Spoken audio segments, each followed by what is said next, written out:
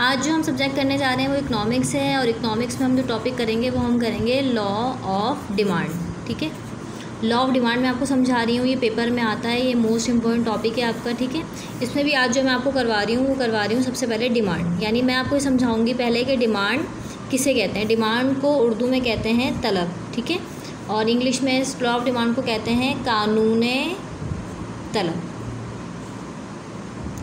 यानी इकोनॉमिक्स है हमारा सब्जेक्ट। इससे पहले आपको मैंने इसका चैप्टर नंबर 1 करवाया था, अब नेक्स्ट चैप्टर करवा रही हूँ जिसका टॉपिक क्या है, कानून तलब, लॉ ऑफ डिमांड। ये पेपर में आता है, और इसमें सबसे पहले मैं आपको एक्सप्लेन करूँगी डिमांड, यानी डिमांड किसको कहते हैं। डिमांड को उर्दू में कहते हैं तलब।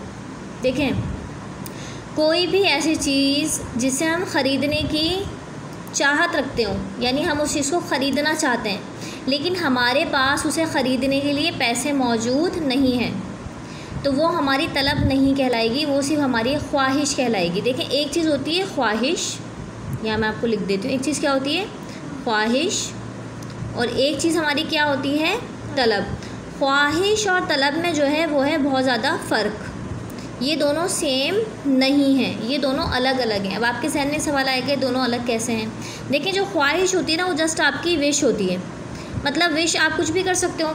मैं चाँद पे जाना चाहती हूँ, मैं सूरज ख़रीदना चाहती हूँ, मैं सितारे ख़रीदना चाहती हूँ, या फिर मुझे कोई ऐसी चीज़ की ख्वाहिश हो जिसको मैं ख़रीदना तो चाहती हूँ लेकिन या हासिल करना चाहती हूँ, लेकिन उसके लिए मेरे पास पैसे मौजूद नहीं हैं, तो वो सिर्फ चीज़ मेरी ख्वाहिश कहलाएगी।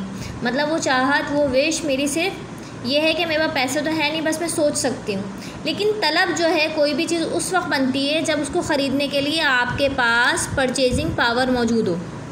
क्या मौजूद हो? Purchasing power.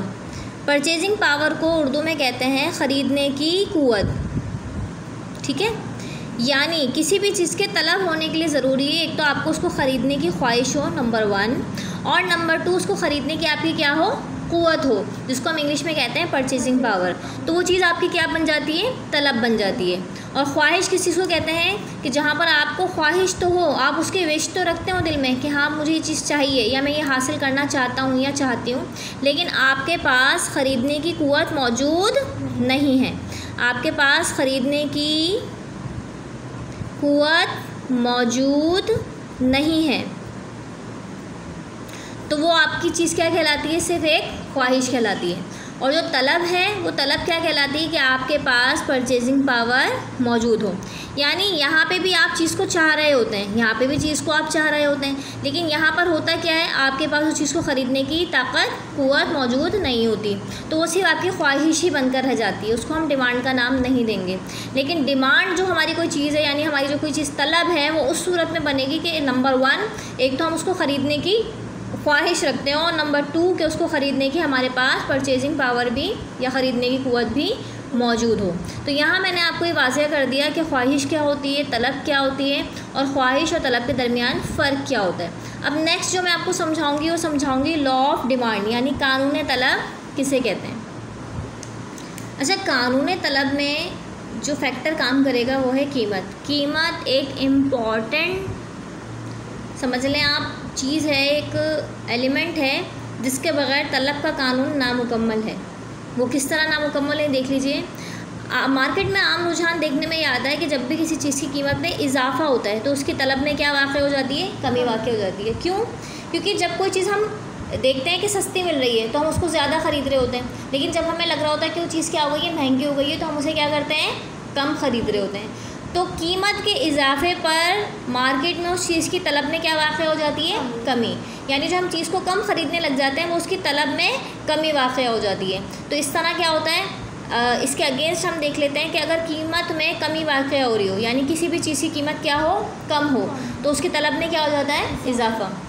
लेट सपोज़ कि अगर हम मार्कर या पेन ख़रीद रहे होते हैं, रजिस्टर ख़रीद रहे होते हैं, ये हमें ज़रूरत पड़ती रहती है किसी न किसी सब्जेक्ट, किसी न किसी क्लास में, तो अगर कीमत क्या हो रही होती है, ज़्यादा हो रही होती है, तो हम क्या कर रहे होते हैं, उसको कम ख़रीद रहे होते हैं। यानी अगर मुझे ऐसा लगता है कि रजिस्टर 50 रुपये का मिलता था, अचानक से 200 रुपये का हो गया है, तो मैं कोशिश करूँगी कि कोई दूसरा घर में रजिस्टर रखा हुआ उससे काम चला लूँ या इसी को पूरा कर लूँ। क्यों? क्योंकि उसकी कीमत में क्या हो गया है, इजाफा हो गया है। मैं क्या करूँगी, कम से कम उसको यूज़ करूँगी। जैसे दूध की कीमतों में इजाफा हो जाता है तो हम क्या करते हैं, चाय कम पीना शुरू कर देते हैं, दूध का इस्तेमाल कम कर देते हैं, तो इट्स मीन इसकी तलब में क्या वाक़ हो जाती है, कमी वाक़ हो जाती है।